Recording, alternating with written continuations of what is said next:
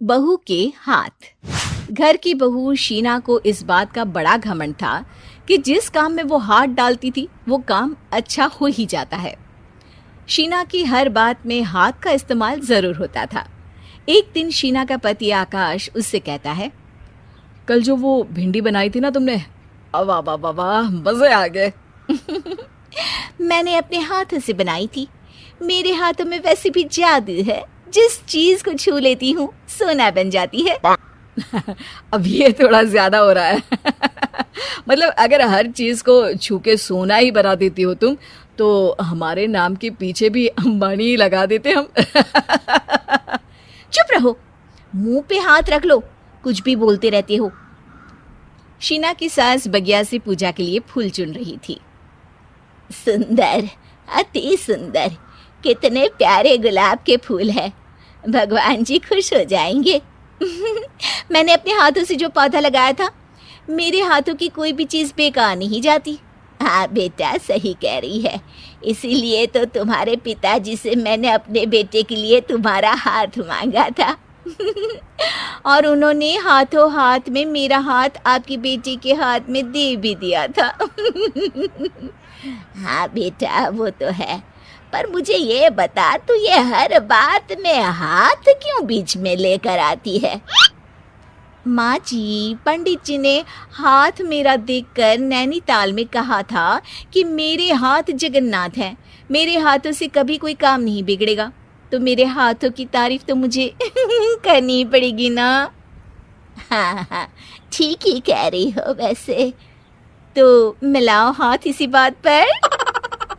शीना को न सिर्फ इस बात पे गर्व था कि उसके हाथ से सब अच्छा होता है, बल्कि घर के सारे काम भी वो पहले अपने हाथ से करती, फिर कोई दूसरा उन कामों को कर पाता। एक दिन शीना कपड़े धो रही थी। अरे घर में वॉशिंग मशीन है तो सही, खुद क्यों थक रही हो? कपड़े पहले मेरे हाथ से धुलेंगे, फिर वॉशिंग मशीन से। पहले हाथ की सफाई, फिर मशीन की धुलाई। अगर आज डाकू गब्बर सिंह होता ना, तो वो ये हाथ मुझे दे दे ठाकुर, तुमसे जरूर कहता, और मैं तो दिलवा भी देता तुम्हारे हाथ। हर एक काम में हाथ बटाओ, ज्यादा जुबान न चलाओ, वरना दूंगी एक उल्टे हाथ से। क्या दोगी? कपड़े दूंगी, लो निचोड़ो। ऐसे ही एक दिन, अरे बहू, ये सोफे पर चढ़कर हाथ से पंखा क्यों घुमा रही हो?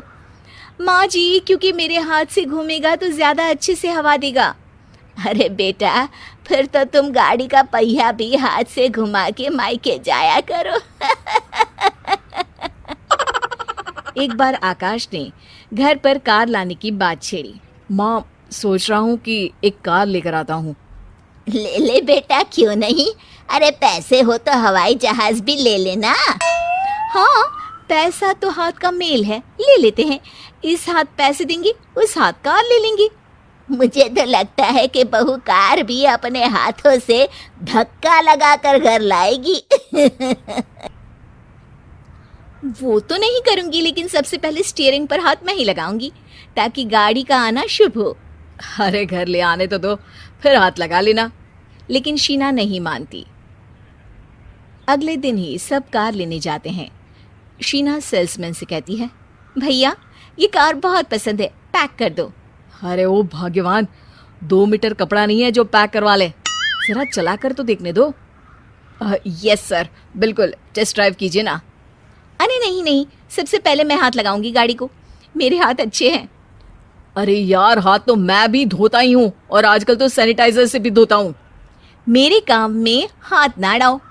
अरे टांग ना अड़ा होता है भाग्यवान, हाथ नहीं। शीना ड्राइविंग सीट पर बैठ जाती है और आकाश उसे गाड़ी के फंक्शन समझाता है। देखो शीना, ध्यान रखना, ये है स्टीयरिंग, इससे राइट लेफ्ट जाएंगे। ये है एक्सेलरेटर, इससे स्पीड कंट्रोल कर सकते हैं, और उसी के पास में है ब्रेक, जो तुम्हारी जुबान में शायद मिसिंग है। ठीक है, ज्यादा भी सिखाने की जरूरत नहीं है। मेरी माँ तो कहती है कि मैं अगर अपनी शुभ हाथ लगा दूं तो जग घूम जाए। तो ये स्टीयरिंग क्या चीज़ है?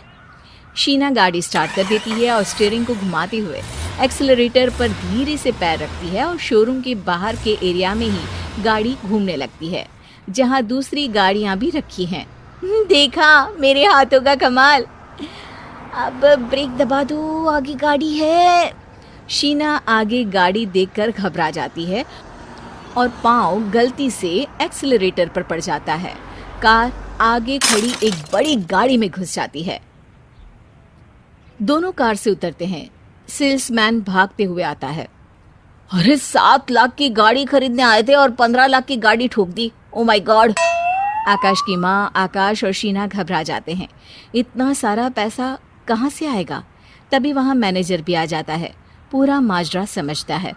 अरे टेंशन मत लीजिए, गाड़ियों का इंश्योरेंस था। आप जो कार लेने आए थे वही खरीद लीजिए। पर मैडम, जब तक आप सीख ना ले तब तक गाड़ी मत चलाइएगा। अभी तो आपने गाड़ी बस ठोकी है, जिसका बीमा भी था, लेकिन सड़क पे चलते हर इंसान का बीमा नहीं होता। अरे मेरे हाथों से ठुक भी गया ना तो उसकी जिंदगी बन जाएगी, और अगर चला भी गया तो स्वर्ग ही पाएगा। मैनेजर साहब, मेरे हाथ में कोई दिक्कत नहीं है, वो तो बस पाँव गलत जगह पर चला गया था।